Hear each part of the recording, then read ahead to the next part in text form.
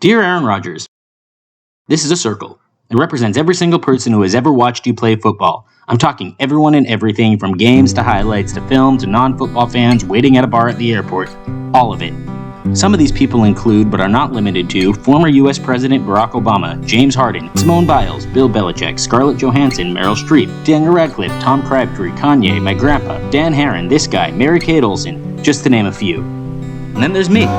Just one of the probably almost a billion people who have watched you play football in some capacity, and you have no idea who I am. So I'm really not special, but this circle could use some nuance, so let's give it a frame. Here's a rectangle. Let's call it the Aaron Rodgers viewership scale. On a scale of 0 to 10, with 10 being NFL coach territory, how much Aaron Rodgers football does one watch? Now these are all my own reasoned judgments.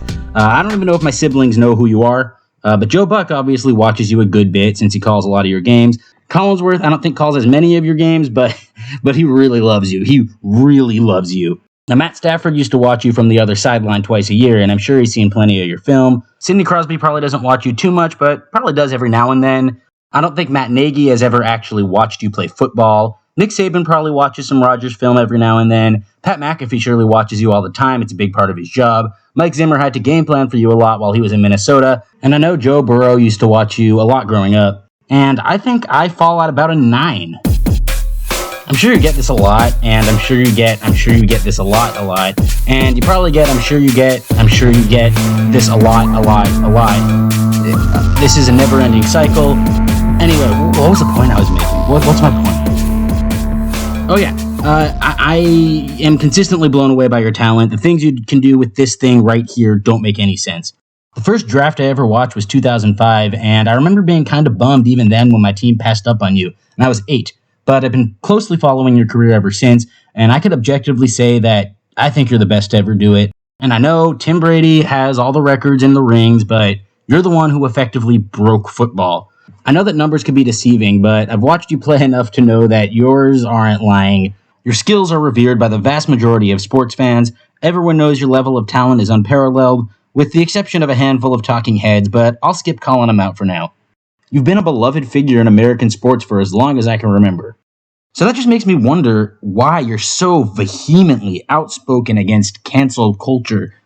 Several times this year, you've brought it up almost completely unprovoked. And I mean, yeah, you've pissed some people off by misleading the public about the vaccine, but I mean, I don't think that's enough for people to want to end your career. I think that by claiming to fall victim to cancel culture, you're really just projecting a fear of being canceled. And that's why you call out the woke mob or whatever for attacking you even when they're not. But honestly, man, I can't blame you. I have the same fear. I know we live very different lives, but no one wants to be ostracized. Now, I'm sure we both said some real dumbass shit in our lives, but neither of us has done anything to warrant being canceled. Google your name and you won't find attacks from the so-called woke mob, just a lot of speculation about your future. As far as I know, you've never willfully done anything malicious or perverse. You've generally come across as a decent guy, and I choose to believe it. You aren't above criticism, but you don't deserve to be canceled. Now, having said that, if you were canceled, I actually wouldn't mind it. Not because of your beliefs or anything like that, but because I fucking hate you. One of the coolest things about sports is that it provides people with a controlled space to hate without repercussion. The act of loathing is human nature, and being a hater in the context of sports is fun. There are some athletes who embrace the role of villain with gusto, even if it makes them a target, and this is why we say we love to hate them. But that's not you. Hating you fucking sucks.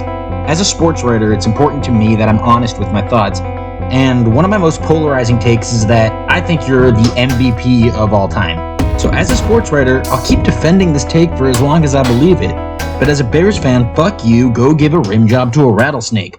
My 4 favorite professional sports teams are the Cubs, Bears, Bulls, and Grizzlies. Yes, I root for 2 NBA teams, and yes, that's the most interesting thing about me, but I'll leave the Grizzlies out of this for the sake of consistency.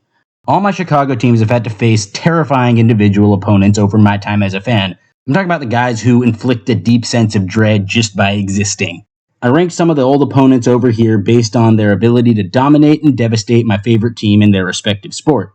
The x-axis shows how dominant a player is against my team, while the y-axis represents how soul-crushing his dominance is, and this is all my subjective opinion.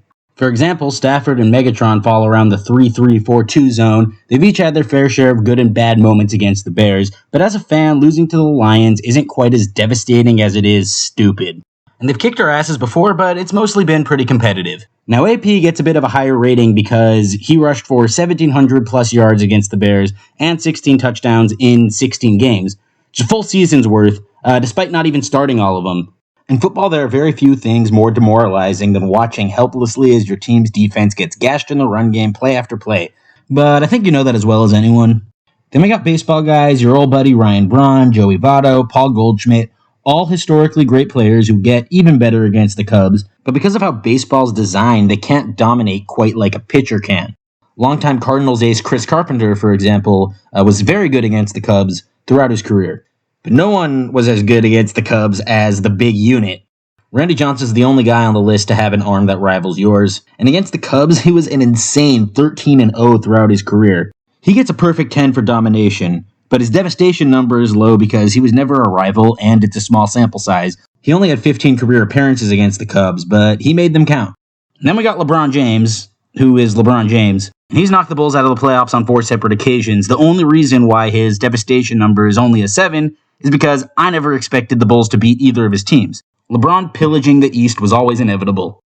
And I know I said that position players in baseball can't dominate like pitchers can, but Cardinals Pujols just hit different. He put up slugging numbers against the Cubs that would make him the second most powerful hitter of the integration era, right between Teddy and Barry. We should have walked him every time. But for some reason, he still has a losing record against the Cubs, and each of these players comes with a pie chart that shows a really good rivalry. The only exception is LeBron in the playoffs and Randy Johnson, who had a losing game against the Cubs, but it wasn't his loss. It was a no decision, and it was a relief appearance, and it was late in his career, and his ERA is still below 2 against him. But that's neither here nor there. Each player on this chart has earned his spot by finding ways to piss me off and ruin my night on numerous occasions. So where do you come in? Honestly, bro, I don't even have a spot for you.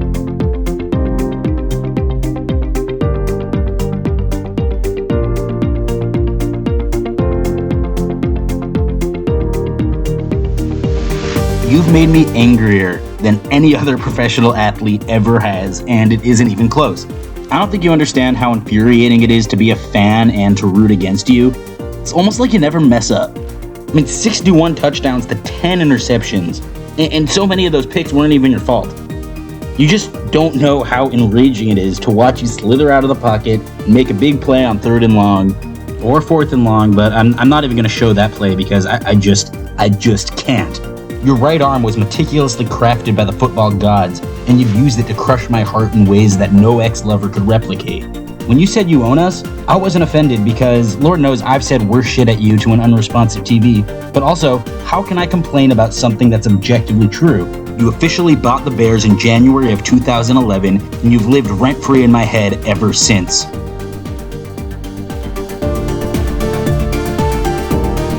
And yet, my passion for football outweighs my disdain for you. I hate Aaron Rodgers the player, but I got nothing against you as a dude. It's hard to compartmentalize our parasocial relationship because of just how evil you are in my personal NFL experience. I really love the idea of NFL rivalries, but I never thought ours would be so one-sided. But it's not your fault. I can't blame the Bears' ineptitude on your sorcery, and I honestly can't blame you for the Packers' decade of collapses. Like, for some reason, there's a narrative out there that Aaron Rodgers is a choke artist, and that's just not true. Like, what am I supposed to say? Damn it, Aaron, how can you give up a Hail Mary like that at home, huh? Damn it, Aaron, why'd you break contain and let Kaepernick run all over you? Damn it, Aaron, why'd you break contain and let Kaepernick run all over you? I don't want to hear any excuses. Come on, man. Why didn't you recover this onside kick? Damn it, Aaron, why didn't you call heads? Damn it, Aaron, why didn't you call heads? Damn it, Aaron, how can you fumble in the NFC Championship? Oh wait, this guy's name is actually Aaron. Interesting.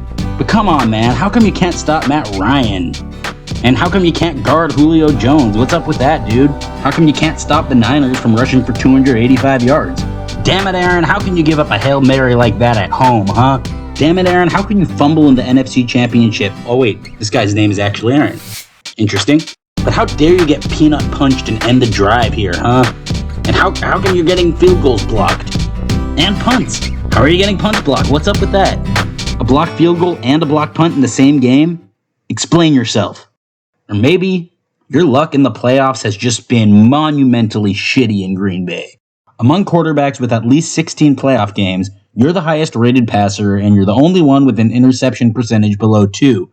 In other words, you tend to be very good at not fucking everything up, which is the quarterback's job, and that's Brady's words. When it comes down to it, you're not the one who chokes, the Packers are. And that's really what this is all about. I only really hate you because you're good at football and you play for the Packers. If you went to a different team, I'd have no reason to hate you. And that leads me to the one thing upon which Elijah the Bears fan and Elijah the sports writer can agree. We gotta get you out of Green Bay. Watching you go stride for stride with Mahomes and Herbert 4 times a year would be such a blessing. Or maybe you could pull a KD and go to San Francisco, because if you can't beat them, join them. Tennessee would be cool. You could also take your talents to South Beach. But maybe you could just skip that and bring a chip to Cleveland right away. I heard Tampa just lost their guy, Pittsburgh might be the best fit of all, and the New York market might have some appeal. The vast majority of NFL franchises would be better off if you were their quarterback. But if you want to solidify your legacy as the baddest motherfucker the NFL has ever seen, there's really only one place that comes to mind.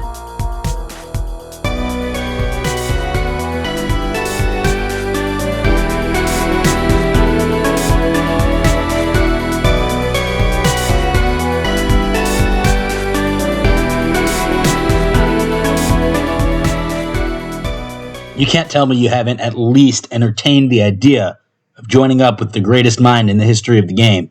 I cannot imagine what the two of y'all would do to the AFC.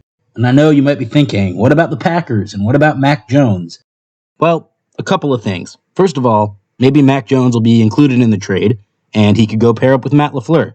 I mean, hey, isn't Mac Jones supposed to be the best rookie quarterback? And Matt LaFleur has won the number 1 seed in the NFC for 2 straight years, so he must be a great coach.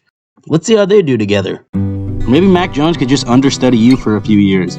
I know he had a really good rookie year and we don't want to ruin the kid's confidence, but a young quarterback doesn't have an excuse for not being willing to sit behind you.